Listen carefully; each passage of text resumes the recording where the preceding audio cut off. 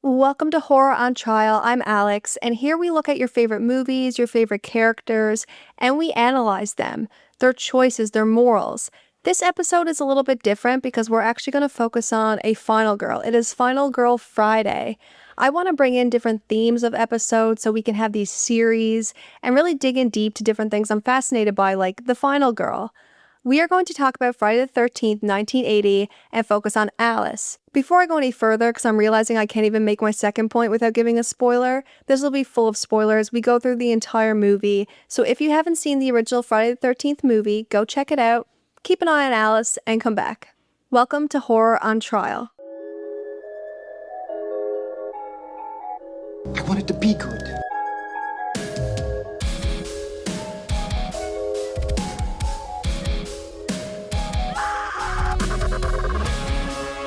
Something I gotta do.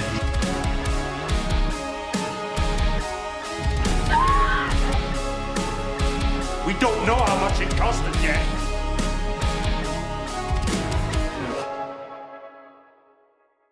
I wanted to introduce Final Girl Friday and talk about Final Girls because I'm still figuring out what makes a good Final Girl.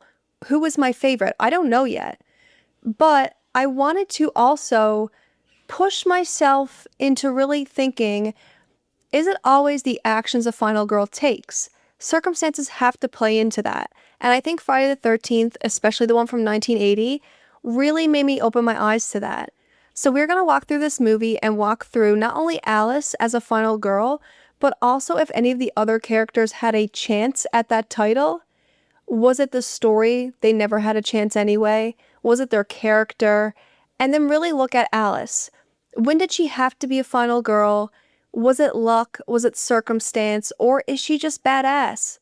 And do you need to be a badass for a movie's runtime or just the third act to be a good Final Girl?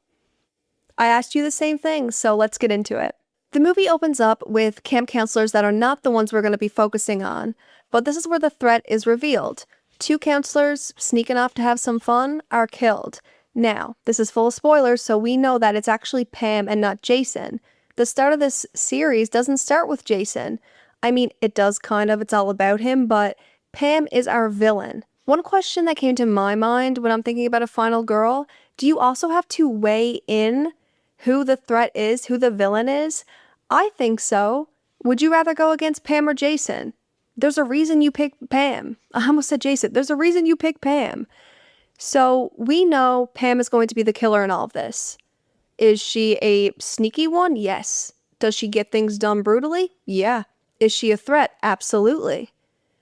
But she's human. We actually open up with Annie, and in another universe, I wonder if she could have been the Final Girl. I remember the first time I watched this, I did really like Annie, but when I started to dissect it, she had a lot of red flags that she didn't bat an eyelash at, okay?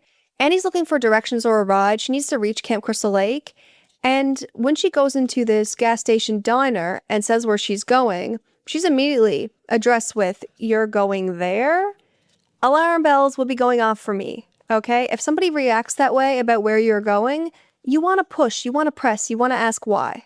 Then we kind of have a 2-prong against Annie and why now I'm like, yeah, she would never be the Final Girl. For one, she ends up getting a ride with a truck driver who, as they're walking to her truck, he is immediately talking about pretty girls like you. All the girls up there gonna look as good as you? We've watched hitchhiking movies. I just did a road trip series for book club on somewhere in October. I love The Hitcher. We don't hitchhike, okay? We know the difference. Let's not do that, okay? So right away, she's already putting herself in harm's way. But when they're going to the truck, she gets a real warning in her face. It's got a death curse. The words death curse are said. Ralph, Crazy Ralph as they call him, he warns her, you don't want to go there. It's cursed, you're gonna die. You should start asking questions. Is it because we watch too many horror movies? I don't think so. If I was going somewhere that young, maybe would I laugh them off? If I was in a group of people, maybe, but if I'm alone, I'm rethinking it. The truck driver then asked, has your boss or anybody ever told you the history of this camp? Do you know what you're walking into? Quit! Quit now! Camp Blood? And she's laughing it off as a joke. I mean, she has a job to do, she's young, sure. Can I excuse that as a character in a horror movie and see it happening? Yeah. But final girl energy, not really. So Annie is even mocking it, saying, at least I'm not afraid of ghosts. At least I'm not afraid of ghosts. So this truck driver only brings her so far, and she gets another ride. She ends up getting in this vehicle, and we do not see the driver. They're bringing her, she's excited, she's talking. She seems to feel very comfortable and safe, which makes sense. She felt that way this entire movie so far. But this driver speeds past Camp Crystal Lake. They do not drop her off. And at first she's being polite. You missed my stop. A little bit more urgency. Hey, it was back there. What are you doing? Please let me go. She is being polite, and most people have felt this way. You don't want to make a situation uncomfortable, or maybe you're worried about escalating it. So you choose to either be polite as a defense mechanism to actually protect yourself. You don't want to escalate the situation. Maybe it's also a mental self-defense mechanism because you're trying to convince yourself that this situation is not as serious as it is. There's not that big of a threat that you need to act. But she realizes she needs to act, and she jumps out of that door. I do and will give her credit for jumping out, but she injures herself. That is the cost of survival here.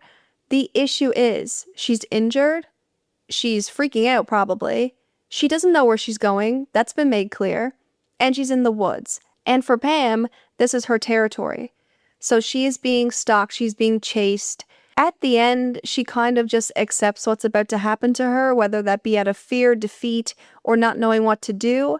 For a final girl, I would want a little bit more fight. But unfortunately for Annie, she is the first one to go, and Pam gets her. Then we get to the camp, and we meet Alice. She is sweet, capable. Steve kind of sees her as the right hand. He is the boss man, I would say, of them, even though there's higher-ups for sure. But the fact that he trusts her and speaks to her the way that he does, I think she's capable and I think she's smart. I just wish we saw more of that. But she does mention that she might leave. I don't know. I may have to go back to California to straighten something out. She doesn't want to be here. She's not happy. She has some things to take care of. What those things are, I'm not sure.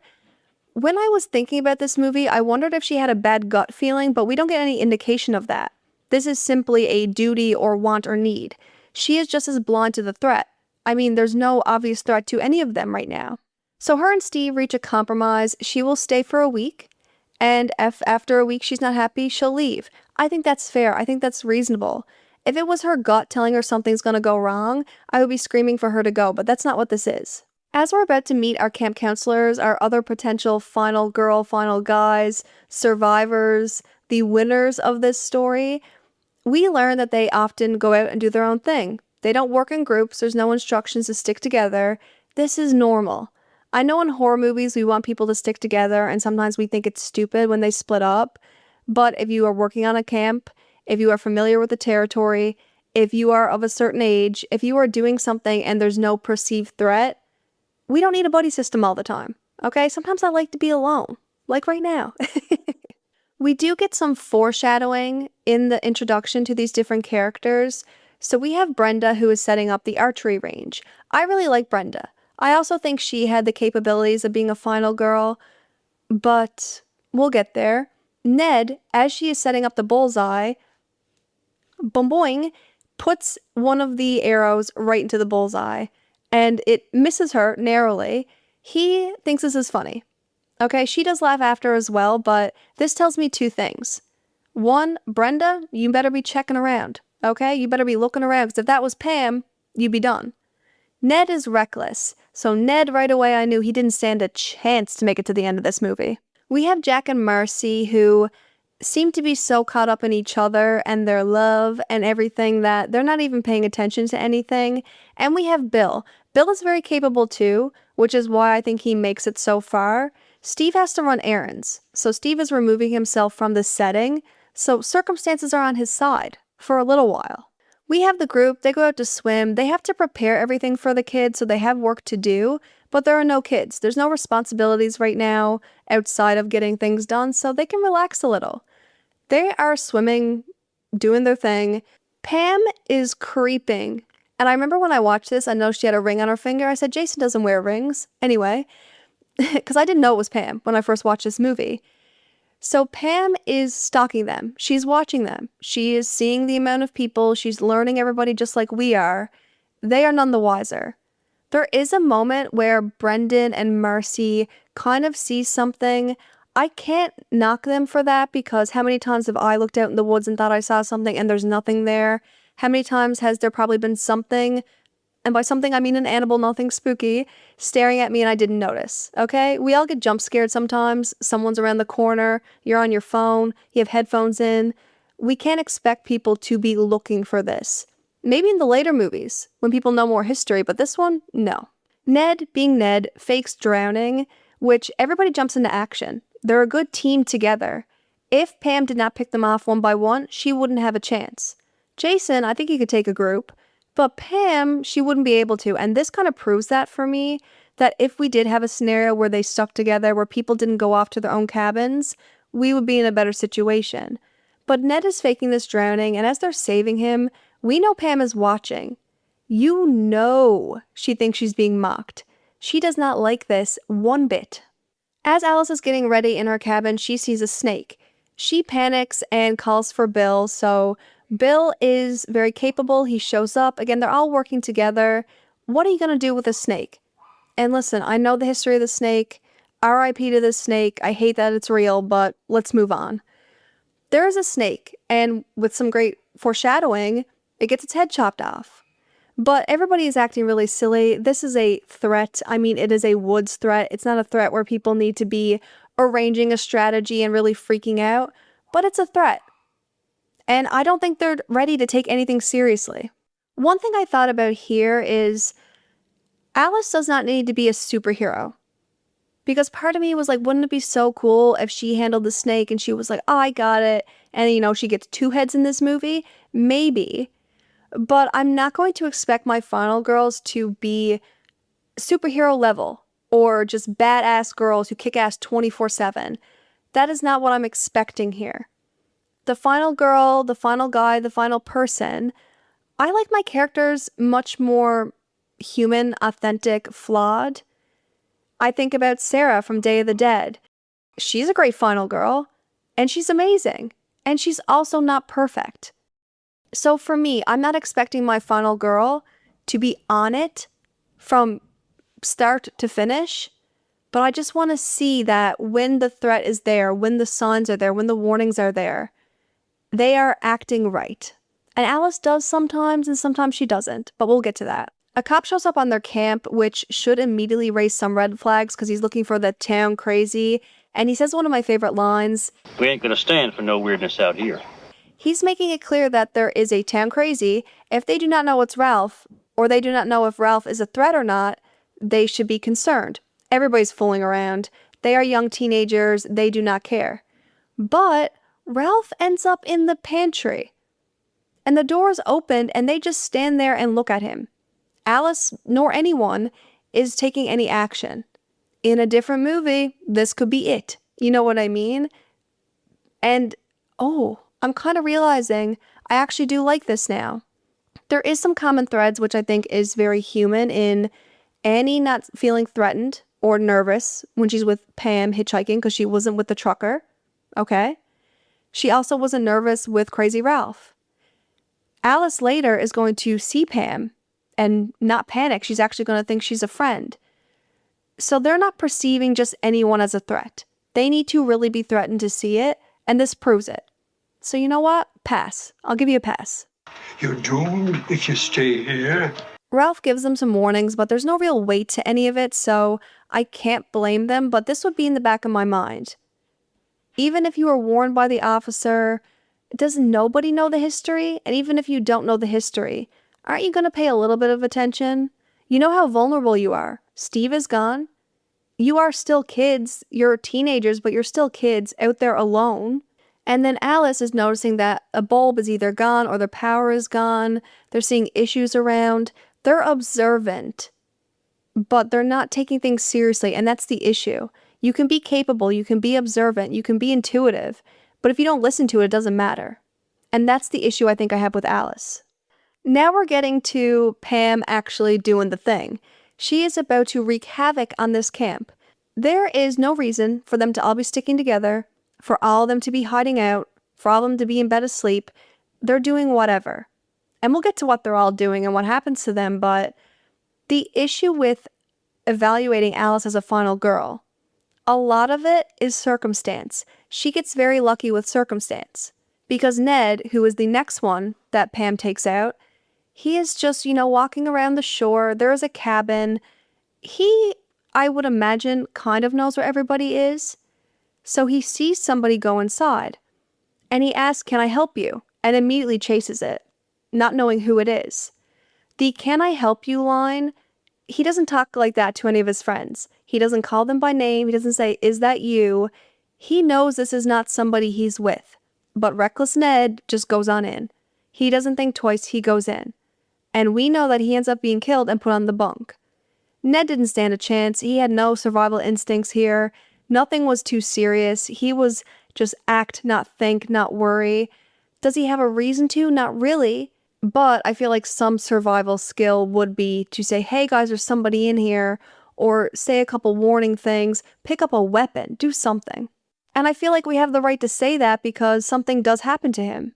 Jack and Marcy, who are actually not that far away from Ned when all of this happens, they are out talking, doing their thing, and it starts to downpour. There's a thunderstorm because if you're in a Friday the 13th movie, Jason or Pam, they're going to have thunder and rain on their side. So they decide to go in. They don't go back to their own cabins. They go to this cabin that Ned just went in, not knowing Ned went in there. And because Ned didn't say, "Hey, there's somebody in there," they didn't know any better that anybody could be in there. And they go in and they want some private time. They want to do a thing. Not going to work in a slasher movie. So right away, their survival skills are not there. They're very wrapped up in each other. But also, we know there's not going to be any final energy for at least one of them. But in this case, neither. As they're doing their thing, Alice, Brenda, and Bill, they're in the main cabin or just a main area, common area. Alice wonders where everybody is. She hopes it's not too bad in the storm, but they never think to go get them. Again, it just doesn't seem like a natural thing for them to do, to be super paranoid. But they also haven't given any weight to Annie not showing up. They consistently make jokes about it, but do nothing about it. So you have Annie gone now. You have a warning from Ralph. You have news that a crazy man could be here and the cops looking for him. Why would he just be looking for him? Is it just because he's saying crazy stuff? Should you care a little more? You've seen him here. Your friends are outside. But you know what? Strip Monopoly. We're going to play strip Monopoly. This is where I have to say, are they acting like normal teenagers who know no better of what's going on? Sure. But is nobody talking about this a little bit suspicious, a little bit worried? I guess not. And this is where circumstances really come into play because in this common area for most of the movie, Pam does not go there. She's with Jack and Marcy right now. And as she's with Jack and Marcy, they do what they want to do. Marcy says she needs to go to the bathroom. Obviously, she's not going to go get someone to come with her. Jack is going to stay there. This makes sense. But as she leaves, they don't even look around because they didn't even see Ned's body up there. They're not scanning their surroundings. They're not looking. Again, there's no real threat that they know to look for. Maybe another snake. Maybe one snake should be enough for you to do a room check. But as blood finally drips down, Jack doesn't even have a chance to evaluate what's happening before under the bed, Pam gets him in one of the best Friday the 13th kills. Jack really didn't have any time to heed any warning. He didn't really have time to even act, so there was no chance for him. Marcy, though, she's in the bathroom, and as she's in the stall, she hears someone come in. She hears a creak. Is it just a bump in the night? Well, she doesn't seem to think so. She's calling out to people, asking if it's a prank. She goes back to washing and cleaning up. She hears more sounds, to the point where she goes and investigates it. It's not until very last minute does she really panic. She's calling out for people. She never thinks to hightail it and get out of there. If I'm hearing sounds and it might just be a prank, I'm still probably going to leave. You gonna let yourself be pranked? When you move the first shower curtain, maybe you're like, you know what, I'm out of here. Something weird is going on. She had a lot of red flags. But it's too late because by the time she knows there's a threat there, the axe gets her. There's an axe. The threat is coming for your head and you're done. So you're not going to make it either. But Alice, Bill, Brenda, they're safe because they're half naked playing Monopoly.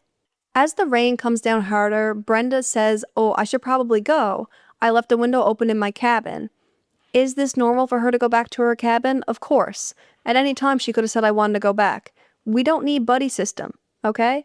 So I'm just saying this and repeating it because I want to emphasize exactly how I feel at each moment if there is cause to stick together or split up. Because in some movies, we would be saying the whole time, "Why are you going alone?" In this one, you don't really get that. She goes to the bathroom, but nothing happens to her. She leaves. She knows better. Let's go back to my room and let's read. And this is where Pam plays with the circumstances. Because sometimes you're just walking into a trap that you don't know is set. And then sometimes she sets the trap and is giving you some indication that something is wrong. Because she starts saying, "Help me." So Brenda grabs her flashlight like a good camp counselor and goes to look. Should Brenda have went and got one of the others, saying, "I heard something"? I think both in a horror movie and rationally, because it's dark, it's raining, you have one flashlight, you're dressed for bed. The cabins can't be that far apart. Just go grab them. Say, "I heard something." The time you would even make in saving someone if there was a situation would be better if you grab people. So I do think Brenda should have grabbed someone. But it doesn't matter because on her search, it's too late. The lights come on. She's in the archery range. And like the foreshadowing told us, she's going to get an arrow to the knee. Bad Skyrim joke. At this point, we are finally getting to Alice. Alice is going to start being in more control and have more signs. She's pretty unbothered. She sat down playing guitar, but she does mention to Bill, "I thought I heard screaming and I saw the lights come on at the archery." You play guitar after that? You know, she noticed this before she sat down to play guitar. She's a little bit too relaxed for me. Bill says he'll go investigate it and credit where credit is due. Alice says, "I want to come," or "Can I come?" Can I come? She's going to go with him. She's taking initiative. And so they start going and looking. This is when Alice, her intuition kicks in. But does she listen to it? They're finding different things and also not finding their friends. So she's starting to get worried. And then they find a bloody axe in a bed, tucked in, okay? Bill is writing it off as, this is probably a prank. This is just probably has a really simple explanation that we're overthinking right now. But Alice is not even diving into that realm of thought. She knows there's something wrong. She wants to get a phone. They need to do something. For me, I feel like urgency is starting to set in. I was a little bit iffy about hearing the screams and the lights and playing guitar, but up until this point, circumstances have kind of excused her for any final girl behavior. Now is the time to act. And with this urgency right now to call someone, get help, do something, this is final girl energy. But it won't last. It comes and goes in waves for Alice, I feel like. The phone is cut. Pam is one step ahead. This is one thing Alice has against her. They do not know there's a threat. Pam can be one step ahead. There's also issues with the vehicle. They can't get out of there. Why don't we just hike out of here? Just get out, right now. Alice says, "Why don't we just hike? Why don't we just go?" Which will be ironic soon. I'm just realizing. Hopefully I remember to come back to that. Bill brushes it off, again saying, "We'll be laughing about this tomorrow. We don't need to worry about this. It's not as big of a deal. Let's just go back. Let's just relax." And Alice certainly relaxes. We get back to Steve for a moment because he was at a cafe. He gets in this vehicle. He's been away. He ends up breaking down and a cop picks him up, so he's getting a ride back. And they're talking about how it's not only Friday the 13th, but also a full moon. And the crazies be acting crazy. Not good. There's omens. Okay, there's omens in the sky, in the dates, warnings from people, a bloody axe in the bed. Somebody needs to start caring about something. And Alice seemingly does. But then we go back to Alice and she's having a nap. At a time like this, I am a sleepy person, okay? I could fall asleep anywhere at any time, after drinking coffee, anything. If there was something going on, if I found an axe in the bed, if I knew I had no transportation, I had no phone to call, I don't think I would go to sleep.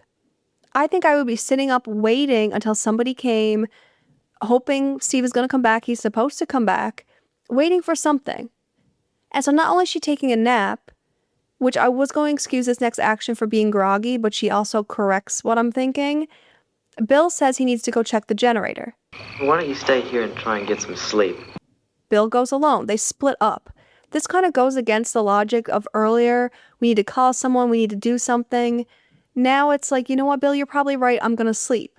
First, I thought maybe she was groggy and didn't remember Bill going, but when she wakes up from kind of a fright, she says, Bill, and then remembers, oh yeah, generator. Generator. This is where Alice loses me as a final girl because now she's putting herself back into safe circumstances by ignoring her intuition, the warning signs, and a freaking bloody axe. Bill doesn't end up coming back. We know why. Steve, who should have reached the camp at least by now if he was on his way back, is in the cop car, but they get a call. There's an emergency. So he pulls over. Steve has to walk the rest of the way. We know Steve's not going to make it back. Alice goes looking for Bill, and at this point, unknowingly, knowing she's in final girl setting right now, she is in the last man standing position, but she doesn't know. And now circumstances have forced her to be that. Because either she goes out looking, trying to help, do things, and she's alone, or because Pam knows she's the last one standing and has to get her. So this is very circumstantial. This is not really Alice's actions. She didn't protect herself and survive this far by doing something. It was more about ignoring something. She unfortunately finds Bill pinned to the door, not alive. This is where everything has to change for her. There's no more denial. There's no more speculation. There's no more intuition. It is, hello, I'm here. There's a killer. Do something. And her first action is to run back to the community cabin. And she basically barricades herself in and people out, thinking it's a safe place. I get this as a initial reaction. Would I be calling out to other people, running maybe to Brenda's cabin, running for someone else? I would hope that would be my first action.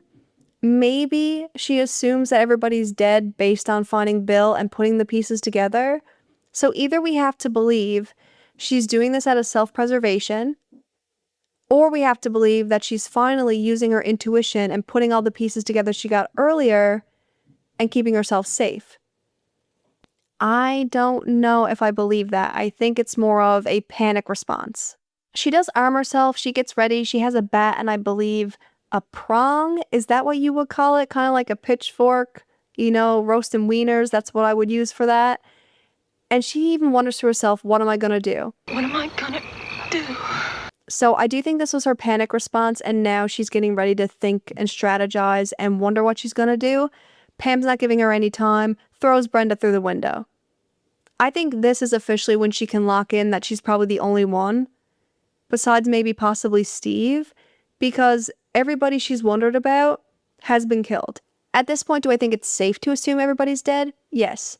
Do I think I would want my final girl to still be trying to save everybody or look for everybody? Also yes. Alice ends up running outside because there's a vehicle. She assumes it's Steve. Who else would it be? But it is Pamela. She walks out. And if you were an unknowing watcher the first time around, you may think it's safe to do so as well. She runs to her thinking, you are a savior, you can help me. This could be seen because we also have hindsight that Pam is the killer. Pam does not look threatening at all, okay? She looks like a mom, but knowing people are dead, would you do this? Part of me wants to say no, like I would be on offense, defense 24/7, but realistically, a lot of horror movies, horror stories, situations, you are waiting for a savior to come. Yes, can you get yourself out of it, but to what point? You still need some kind of rescue. Even in this one, at the end, people come for Alice. The police, emergency vehicles, people show up. So if a human-looking person looks innocent enough, comes to you, you're probably going to run to them. It would be different if it was Jason there in a mask and she ran to him. Then we'd have issues. But I can excuse this. Alice is acting as a survivor, a final girl here. She says, we need to get out of here. They're dead, we need to leave. Her and Pam are having a bit of a back and forth because Pam is saying, I'm not scared, let's go look. I'm not afraid. And Alice is like, no, we need to get out of here. So I appreciate her urgency. But this is where the red flags should be showing, and they do start to come. Because although Pam puts on a good show when she sees Brenda's body, oh, so young, she then starts to tell a story about her boy Jason who drowned in the lake. and starts showing anger towards camp counselors. So if your first thought is to talk about how angry camp counselors are, how you have reason for revenge, I am, like Alice, going to be a little bit suspicious, and she starts to realize there's something wrong. Jason was my son, and today is his birthday. We start to realize what's happening, and so does Alice. The thing with Alice is she has more opportunity than anybody else had. She's face to face. She knows the threat. She knows what she looks like, what she's wearing. She'll learn what she's capable of. She knows it's one person. It's not a monster. Everybody else was stalked. They were preyed upon. They were trapped. They were surprised. Alice has an advantage. So circumstances got her to this point. In her pursuit for survival, it was cut short because the threat came to her and pretended to be rescue. And now she's stuck. She has to act. And she does. They get in a scuffle, and she's not afraid to hit her. She's not afraid to take her out. She's doing what needs to be done. She then runs to Pam's vehicle. Pam was just driving this, but Annie, a dead Annie, is in the seat. Alice screams and runs away. If there is another reason why she couldn't take this vehicle, I would love to hear it, because I feel like there's so many opportunities. Even if your first initial reaction was obviously being scared to death, there's a dead person in there and you're a young girl, I get running away the first time. Why not take the vehicle at any other point? She even offered to Bill. She was willing to run through the woods, but instead she confides herself here. Why not pull a Sally from Texas Chainsaw Massacre and run? There is definitely some mental toying here, which you're not always going to think rationally when in fear, but I would have hoped, and we will see times where Alice can stop and think that she would have thought about running or thought about doing something more, because she has some time to breathe. But Pam is setting up this haunted house of horrors on this camp where the bodies are just springing up. She's seeing all of her friends, her fellow counselors, killed and brutally killed. It's even a jump scare. They're popping out at her. So obviously she's going to be a little messed up. But she still has enough sense to go grab a gun, arm the gun, and be ready. Instead of using this gun and going through the woods or going back to the vehicle or going on offense, Alice hides with it to play defense. But Pam finds her, and again, they get another scuffle, and Alice can show that she is physically capable of taking on Pam, which is great. And she gets Pam down. She does kind of check on her, but obviously she doesn't think Pam is dead because she creeps around her. She doesn't run to the dock. She creeps around her. Double tap. Double tap. You've seen what she's done. You need to survive.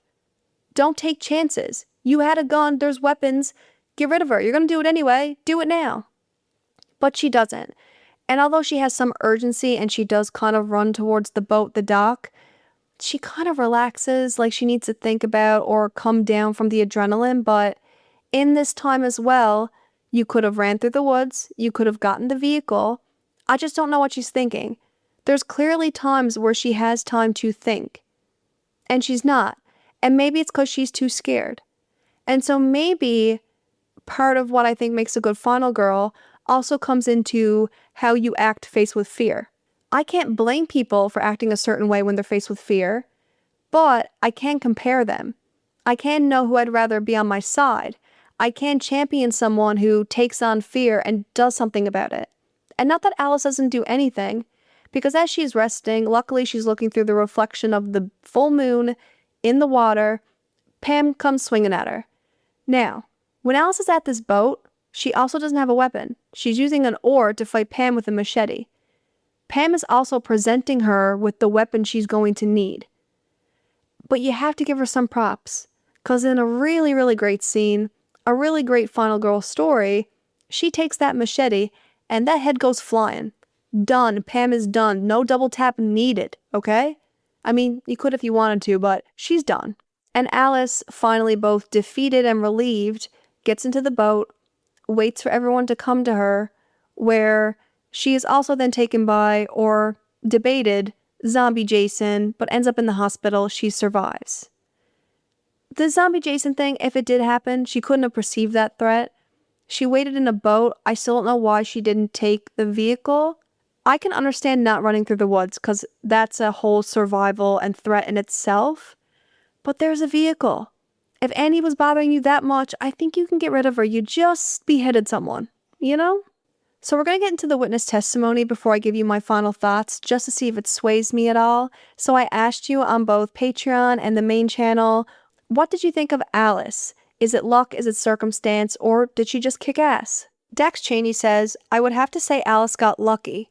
Had Miss Voorhees gone after Alice in the same manner as the others, she would have died without even knowing how.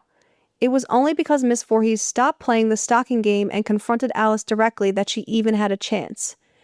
This is very true, and this is where I am still figuring out how I feel on how to weight circumstances. Alice didn't lock herself up. Alice didn't feel threatened enough and hid away while everyone else suffered. It's just how the dominoes fell.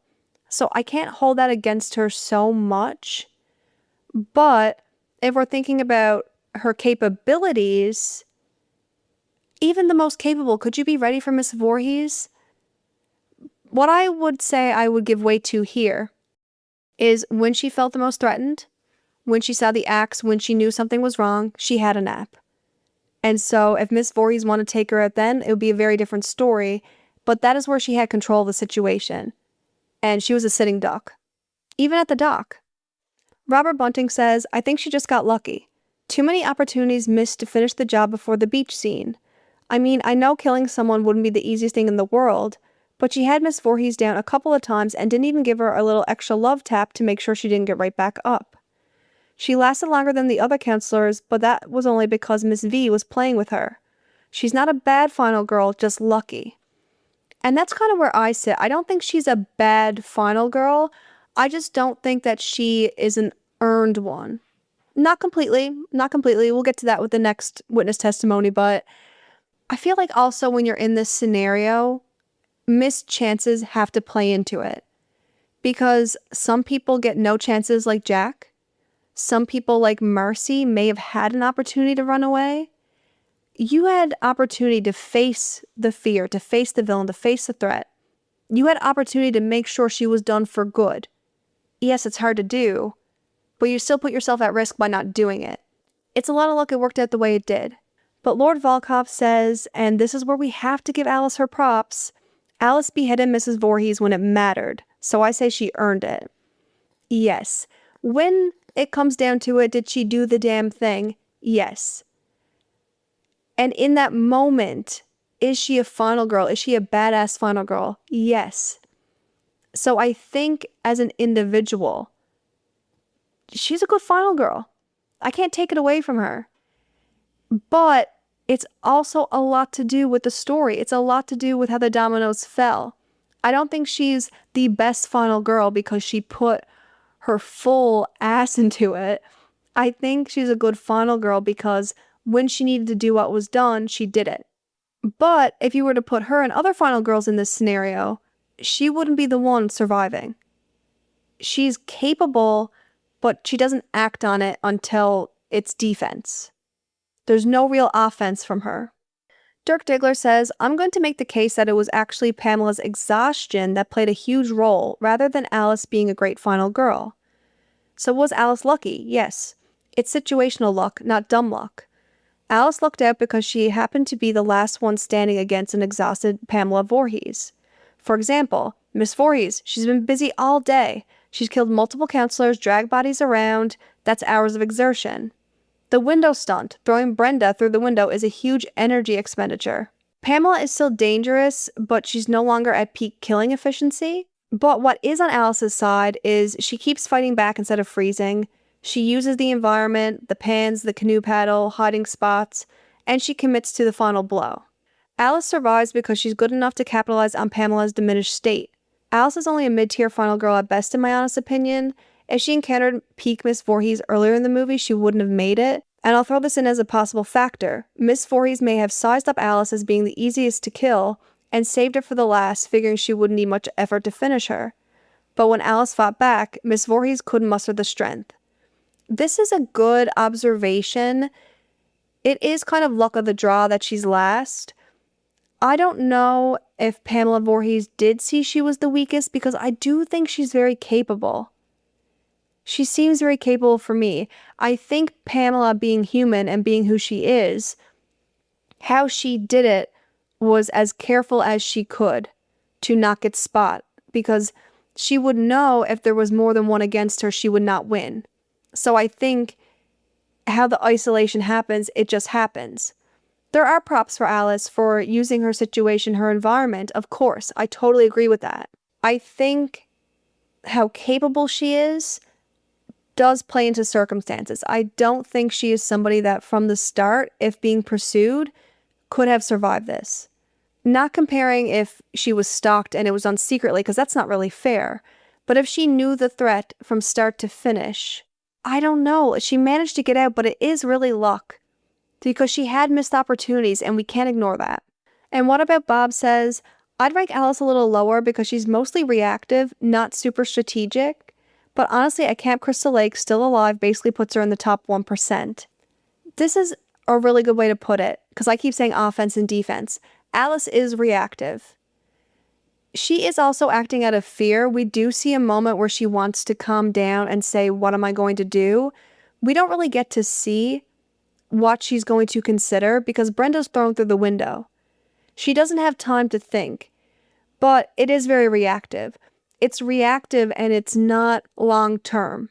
She's often trying to escape the exact moment she's in, whether it is getting out of the pantry, knocking Miss Voorhees down, running away from the dead body in the car. She's never really thinking of, okay, there's a dead body in the car, but I have to get out of here. Or Mrs. Voorhees is down, but she can get back up. There's just not enough oomph to her for me. So my final verdict is Alice has capabilities, but I don't think she listens to them or uses them. Without the circumstances and the dominoes falling as they would, I personally don't think she would have made it this far.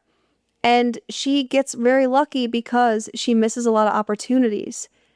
You do not take the extra measure to give the fatal blow until the very last moment. And she's almost even shocked herself that it happens. It's very reactionary, which isn't to say that's a bad way to be. But when you're just reactionary, you have to have luck on your side.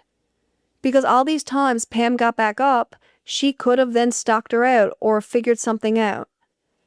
So sometimes you survive because it works out in your favor, and sometimes you survive because you fight to survive. But even if it worked out for her, the circumstances allowed her to get to the end, we have to give her props for getting rid of Miss Voorhees in a very iconic way. Feel free to let me know other final girls you want me to cover, and I will see you in the next one. This was Horror on Trial.